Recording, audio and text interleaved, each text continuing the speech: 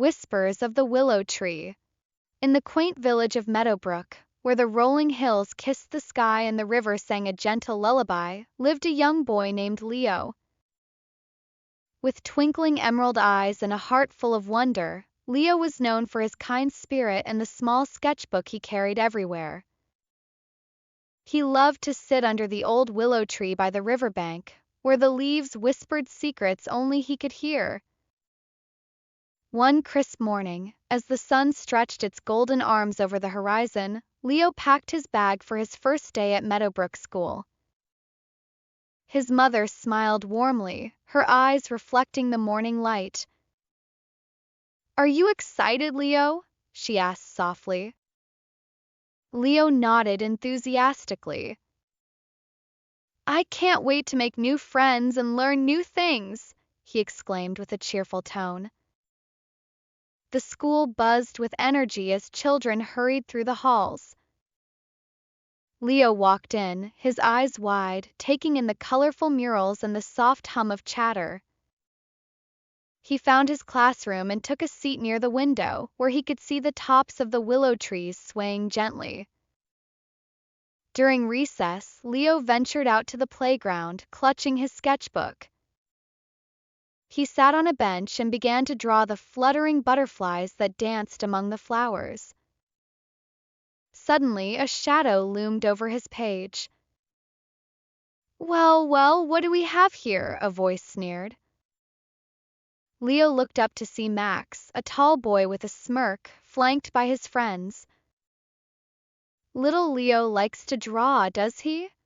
Max said with a mocking tone. Leo felt a knot form in his stomach. I just like to sketch things that make me happy," he replied quietly. Max snatched the sketchbook from Leo's hands. "Let me see," he demanded. As he flipped through the pages, his friends laughed. "Hey, please give it back," Leo said, his voice barely above a whisper. Just then, a girl with curly auburn hair and bright blue eyes stepped forward. "Leave him alone, Max," she said firmly.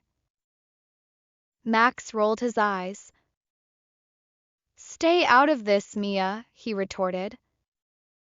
Mia stood her ground, her gaze unwavering. "It's not yours. Give it back." Max hesitated for a moment before thrusting the sketchbook back at Leo. "Whatever," he muttered, stalking away with his friends. Leo looked up at Mia, relief washing over him. "Thank you," he said softly. Mia smiled warmly. "Don't mention it. I'm Mia. Do you want to join us for lunch?" she asked with an inviting tone. Leo's face brightened. "I'd like that." Under the shade of a blossoming cherry tree, Leo met Mia's friend Sam, a boy with a contagious laugh, and Lucy, whose eyes sparkled with mischief. They shared stories and laughed, the worries of the morning fading away like distant echoes. As days turned into weeks, Leo found joy in his new friendships. They explored the meadows, played by the river, and shared secrets under the willow tree. Yet Max continued to cast a shadow over Leo's days, teasing him at every chance. One rainy afternoon, as the sky drizzled silver threads, Leo stayed in the art room, painting a landscape of Meadowbrook. He was lost in the strokes of his brush when he heard footsteps. Turning around, he saw Max standing in the doorway. "What are you doing here?" Max asked curtly. Leo took a deep breath. "I'm painting," he replied calmly. Max stepped closer, his eyes scanning the canvas. "You're pretty good," he admitted begrudgingly. Leo was surprised. Thank you, he said sincerely. Max shifted uncomfortably. I used to draw too, he mumbled. Why did you stop? Leo asked gently. Max sighed. It's childish, he said with a hint of sadness. Leo shook his head. I don't think so. Art can make people happy. Max looked at Leo, a flicker of vulnerability in his eyes. Maybe, he whispered. Just then, Mia, Sam, and Lucy burst into the room, laughter echoing. They paused when they saw Max. Is everything okay? Mia asked cautiously. Max straightened up, his guard returning. I'm fine, he snapped before quickly leaving the room. The friends exchanged glances. What was that about? Sam wondered aloud. Leo pondered for a moment.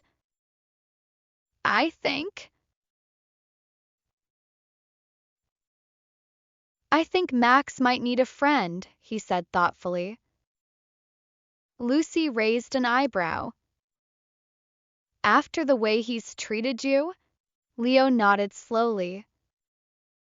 Sometimes people act out because they're hurting inside. Mia smiled softly. You have a kind heart, Leo. The next day, Leo approached Max during lunch. Would you like to sit with us? He offered kindly. Max looked at him in surprise. Why would you want me to? He asked with a guarded tone. Because everyone needs friends, Leo replied earnestly. Max hesitated before shrugging. All right, he said quietly. Under the familiar cherry tree, Max joined the group. First, the conversation was hesitant, but soon laughter broke the ice. Max shared stories of his adventures in the woods and his fascination with astronomy. The others listened eagerly, their eyes wide with interest. As the sun painted the sky with hues of orange and pink, Max looked around at the smiling faces. I didn't know it could feel like this, he admitted softly. Mia placed a gentle hand on his shoulder. It's never too late to start anew, she said with an encouraging tone. Max smiled, a genuine smile that reached his eyes. Thank you, he said, his voice filled with gratitude. Over the following weeks, the group grew closer.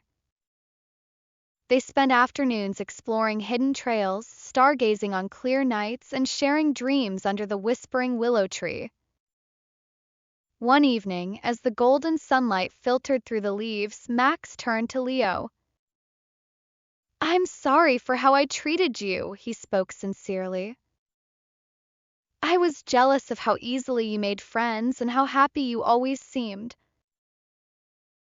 Leo looked at Max with understanding. Everyone has their own struggles, he said gently. I'm glad we're friends now. Max nodded. Me too. The friends decided to paint a mural on the old wall by the river, a tapestry of their adventures and dreams. With brushes and palettes in hand, they worked together, colors blending like their newfound bond. Children from the village gathered to watch, their eyes filled with wonder. The mural came alive with vibrant images of willow trees, shimmering rivers, and stars that seemed to twinkle. As they added the finishing touches, the sky above them glittered with the first stars of the evening. Lucy sighed happily. It's like our own little piece of magic, she whispered. Sam stretched his arms wide. And we're all part of it. Leo smiled softly. Just like the stars, we're brighter together, he said.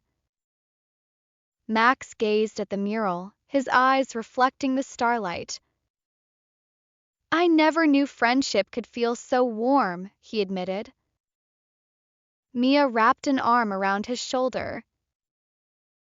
That's the beauty of it, she said. Friends make the world a kinder place. The tranquil sounds of the river combined with the soft rustling of the leaves created a melody that wrapped around them like a comforting blanket. The village seemed to embrace the peaceful harmony, the glow from the mural casting a gentle light. As night settled in, the friends laid on the grass, pointing out constellations. Look, Leo said, tracing patterns in the sky.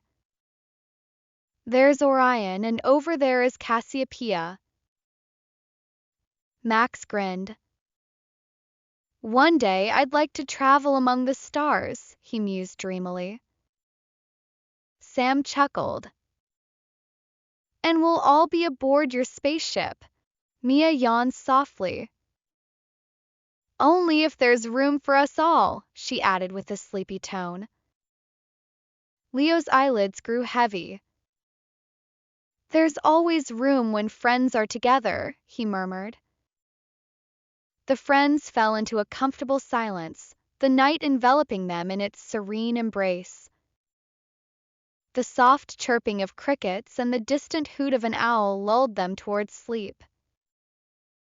Max sat up gently. We should head home, he suggested quietly. Our families will wonder where we are. They agreed, rising slowly and gathering their things. As they walked back through the village, the warm glow of lanterns guided their way.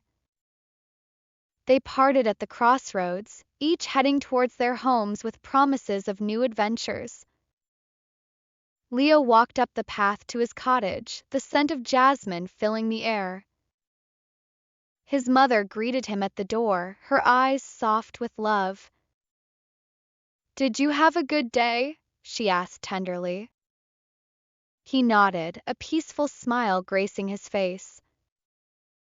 The best, he replied. I think today we all found a little more light. She brushed a stray curl from his forehead. I'm glad, my dear. As Leo settled into bed, he gazed out the window at the shimmering stars. The whispers of the willow tree echoed in his mind, reminding him of the magic of friendship and the power of kindness. Good night, stars, he whispered. Good night, friends.